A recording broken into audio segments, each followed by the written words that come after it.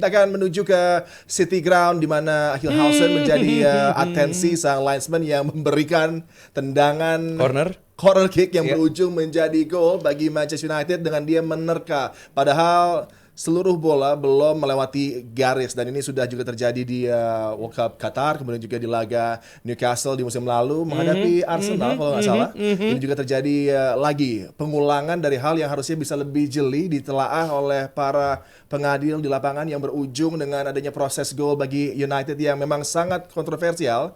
Dan bagi Forest juga ada impact yang diberikan oleh Sean Dyche instan dengan bisa bangkit di laga tersebut dan akhirnya mampu untuk bisa meraih poin. Dengan kontroversi, dengan keadaan kemarin United yang juga akhirnya bisa lagi menyamakan kedudukan melalui gol dari Amad Diallo. Lo melihatnya seperti apa dengan respons dari Forest dan bagaimana United masih belum terkalahkan di 4 persaingan terakhir di Premier League? Iya, buat MU Nottingham Forest ini bukan lawan bagi mereka. Ini harusnya dilumat dengan baik bagi United gitu. Dan di City Ground? Di City Ground.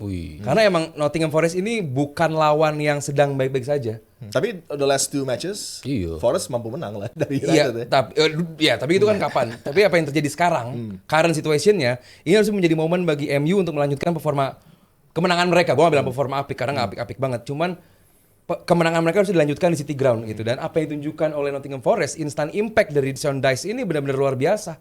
Nyaman sekali, berapa kali shot di dalam box dari MU. Sering banget Forest ada di sana. Dan kemarin gue lihat juga di menit 60-an bahwa antara dua back dari MU ini sangat amat berjauhan, stretch sangat luar biasa bebas. Sayang yang masuk itu kalau Hudson Odoi nggak bisa ngapa-ngapain gitu dengan situasi seperti itu. Lihat XG-nya. Nottingham Forest 1,93.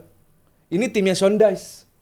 Yang biasanya sekali 2 kali melakukan serangan tapi efektif. Tapi ini sangat nyaman di dalam menyerang menghadapi United. Jadi gue bilang gue pengen nanya ke Mas Hari bahwa apa angka-angka MU yang Mas Hari bilang bahwa ya angkanya ke arah sana sih, cuman di laga Nottingham Forest ini gue bingung angka apa yang menunjukkan bahwa MU ini bagus. Ya, itu tadi ada 7 shots on target.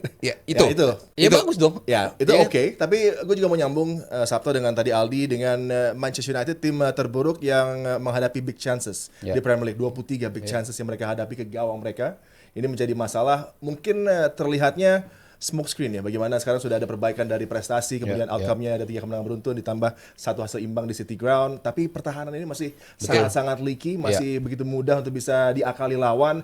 Dan tentunya bagi Ruben Amorim, approach dia dengan memainkan 2 wingback yang sebenarnya winger juga bukan tadi yang merupakan solusi bagi United. Iya, itu kan catatan gua dari negatifnya timnya Ruben Amorim. Gua memuji mereka dari sisi ofensif dan stats dari sisi ofensif memperlihatkan itu. Tapi gue memberi catatan juga bahwa masih banyak lubang-lubang, terutama expose-nya tadi yang Ali bilang. Terlalu jarak yang terlalu gampang diberikan ketika Bruno sama Casemiro lagi detach. Agak sedikit lebar, langsung tuh bisa masuk ke belakang. Forest, ini tim, ya Sean Dyche karakternya tim championship ya kalau menurut gue. Dengan nembak bola dari luar. Kalau kiper lo siap, akan ditepis. Dan itu yang terjadi. Ketepis semua. Apalagi yang bisa dicoba dari mereka? Crossing. Nah, koordinasi United, menurut gue juga selain sering menganga dalam transition, mereka juga sering buruk dalam set piece. Terutama bola-bola crossing. Bukan set piece lah, open play tapi bola crossing. Itu yang terjadi 2 gol dari kemarin Forest. Mereka tidak bisa ngebuang bola itu yang seharusnya bisa mereka buang. Kadang-kadang dari komposisi man to man-nya mau seperti apa, zone markingnya akan seperti apa. Nah itu yang menurut gua belum murni bisa diadres sama Amorim. Tapi the way they attack and the mentality, ini yang menurut gue yang penting. Ini yang sisi plusnya. Kemarin kalau itu terjadi 2 gol di awal babak kedua musim lalu, kalah 5-1 itu, nggak mungkin mereka bisa survive ketika mereka sampai kebobolan 2 gol dalam waktu yang begitu cepat. Pasti pala mereka akan nunduk dan udah selesai. Kita udah bakal tahu gamenya sampai habis, matiin aja TV. Pasti 3-1, 4-1. Ini enggak. Mereka punya kemampuan untuk bounce back. Kita tidak pernah melihat United seperti itu kan.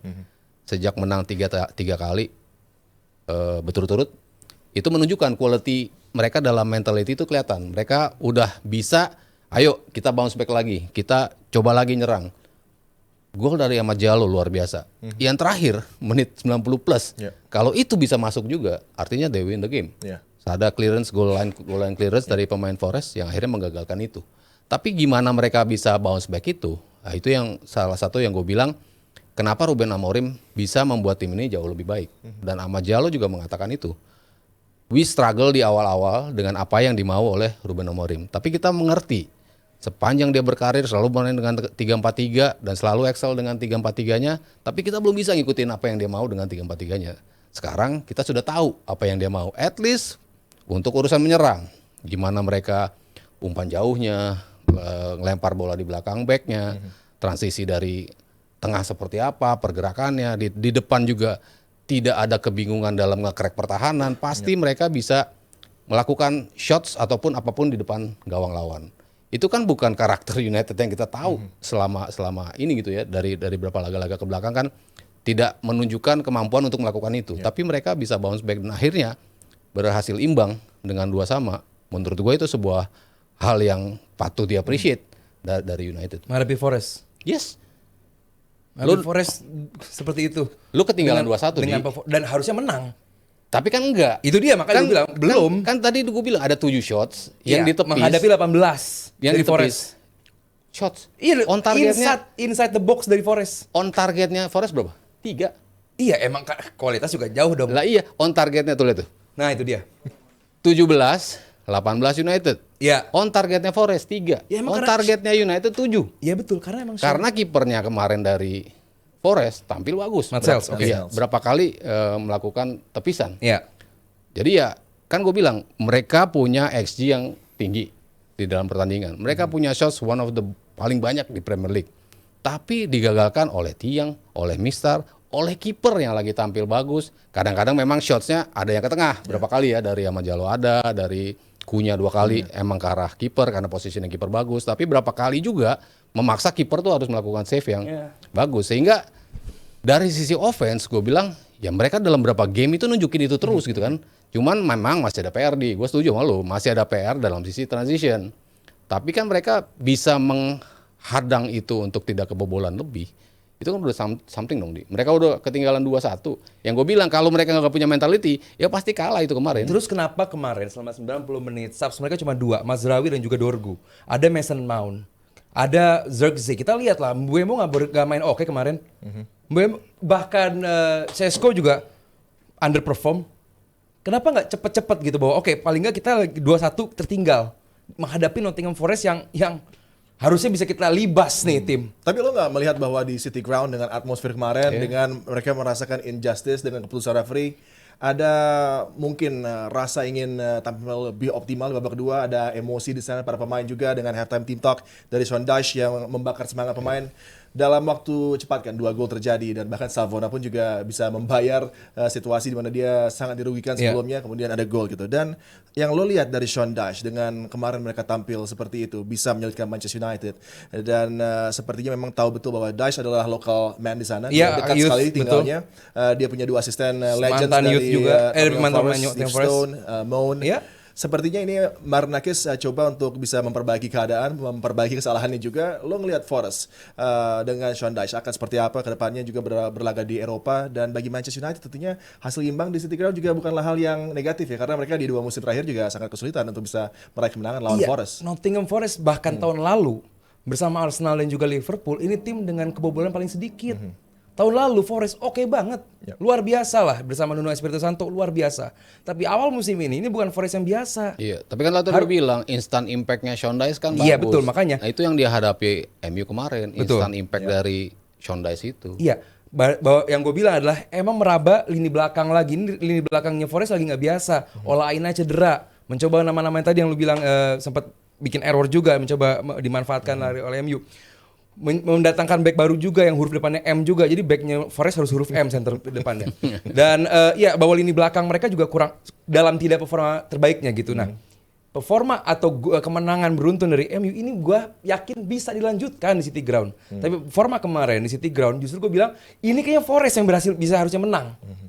Performa mereka ini harusnya menang gitu menghadapi MU yang seberantakan itu. Gue harus bilang bahwa lini tengah mereka benar-benar hanya relay dengan Bruno dan juga Casemiro. Lini belakang mereka gampang sekali ke crack.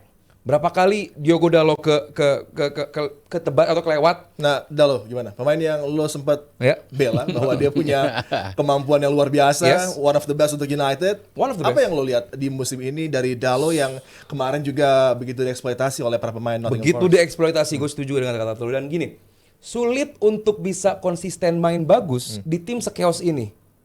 Pekan ini mungkin yang bagus Casemiro juga Bruno.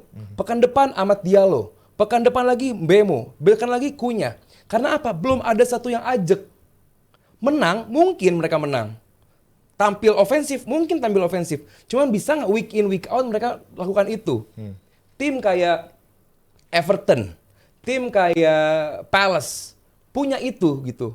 Kualitas mungkin bukan yang se Liverpool, Arsenal, City, Chelsea gitu. Cuman mereka punya sistem, Bournemouth juga punya sistem yang udah ajak gitu. Tapi mereka kualitas pemainnya beda sama yang top 6 gitu loh. Itulah kenapa pada akhirnya mungkin mereka udah main bagus tapi kalah. Itu yang ditunjukkan oleh Forest. Ini walaupun seri, ini merupakan 3 poin yang hilang dari Forest. Jadi buat gue, Diogo Dalot gue bilang dia pemain yang bagus, luar biasa bahkan. Cuman lu di tim sekeos ini dengan sistem yang kadang-kadang di back kiri, kadang-kadang di back kanan, dengan kadang-kadang pengen menjadi jadi midfield ke dalam atau menjadi ke atas keluar juga, ya sulit gitu. Dan kemarin juga puncaknya ada dia melongo aja tuh, ada pemain Forest yang masuk ke dalam kotak penalti.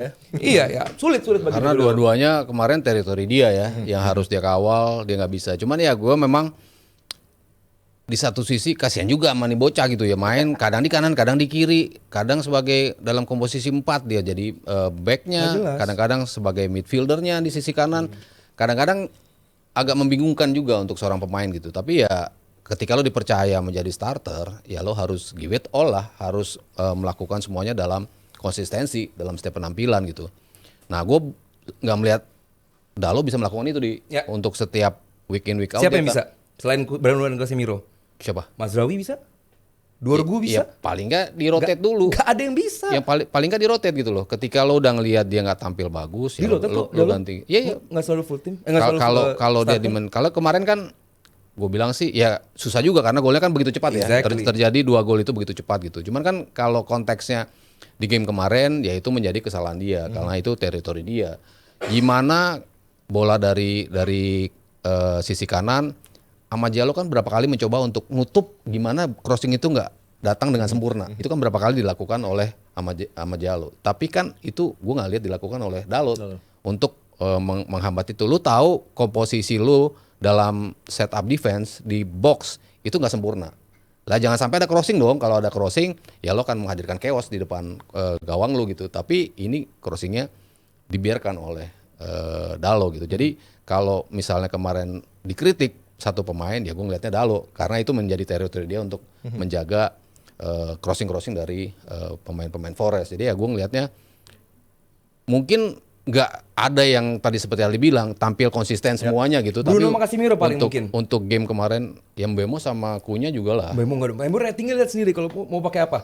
Semua ratingan. Jelek banget Mbemo. Paling nomor 2 Sesko. Tapi ya mungkin kalau lo bicara 90 menit mungkin nggak selama 90 menit itu dia bagus. Yeah. Tapi 15 menit cukup buat dia tuh Dan untuk krusial. iya dan menghadirkan impact. Nah, itu Mbemo pemain seperti itu gitu loh. Ya, dan bagi para pendukung Manchester United, satu miss opportunity ya bagi tim United kembali meraih kemenangan. Mereka ketika unggul sempat kalau 3 poin diraih berpotensi tergantung dengan result di laga lain bisa ada di peringkat kedua sebenarnya di akhir dari match week kemarin. Tapi tidak terjadi, harus bersabar lagi. Sayang banget. Masih ada game berikutnya dan dari 5 game ini penutupnya adalah Tottenham Hotspur yang kemarin juga sangat kacau. Thomas Frank mendapatkan begitu banyak mungkin tekanan juga, bahkan para pemainnya tidak menyapa dia di akhir laga, termasuk Jet Spence dan juga Van de Ven yang melakukan kesalahan di game tersebut. Dan ini menjadi satu hal yang menarik mungkin juga bagi Thomas Frank. Dari Brentford ke Spurs mulai kerasa lah ada perbedaan signifikan dari style of play-nya yang akan dihadapi oleh United di akhir pekan nanti. Dan kita akan menuju ke Liverpool yang akhirnya bisa lagi meraih kemenangan setelah dari 7 laga terakhir, 6 kekalahan dirasa dan bahkan 4 beruntun di Premier League, tapi sudah berubah dengan kemenangan kemarin yang sangat signifikan menghadapi Villa. Tapi sebelumnya tentunya ada saweran dulu dari Palace Still I Die. Kalau nanti Sunderland menang melawan Everton, Sunderland naik ke posisi 2 dan nextnya menjadi lawan dari Arsenal, dan Sunderland lagi-lagi mempertunjukkan bahwa mereka tidak hanya coba untuk survive tapi meramaikan persaingan. Mungkin sekarang masih false position tapi kalau lo lihat dengan bagaimana yang ditampilkan oleh Coach Breeze, tentunya ini adalah satu tim yang punya mungkin kesatuan yang luar biasa. Mereka semua punya harmoni untuk sebuah laga di Premier League dan tampil begitu mengejutkan. Di tengah Premier League yang begitu mudah memecat pelatih. Wolves juga udah pecat pelatih, Nottingham udah pecat pelatih. Ini ada pelatih West Ham juga, Potter. Ini adalah pelatih yang benar-benar bahwa kayak yang lu bilang tadi, kita nggak mau hanya survive dan menjadi tim yoyo. Kita benar-benar ayo kita compete. Bukan compete untuk jadi juara juga. Tapi paling tidak kita bukan tim yang gampang dikalahkan. Dan tadi gue setuju, itu harusnya Sunderland ya walaupun memang masih sangat early ya, pada akhirnya mereka bakal terlepas dari 6 besar, gue yakin bakal lepas gitu. Cuman pada akhirnya yang ditunjukkan sama Sunderland di awal musim ini ya mengejutkan lah. Dan yang menunjukkan ini loh Premier League itu seperti ini, bahwa tim terlemah pun bisa roar sampai atas gitu aja. Tapi ini masih awal musim, kualitas pemain mereka juga yang biasa-biasa aja, eventually bakal turun. Ada Granit Xhaka yang tampil begitu spektakuler di lapangan tengah dari The Black Cats. Nanti malam MNF menghadapi Everton, sangat seru.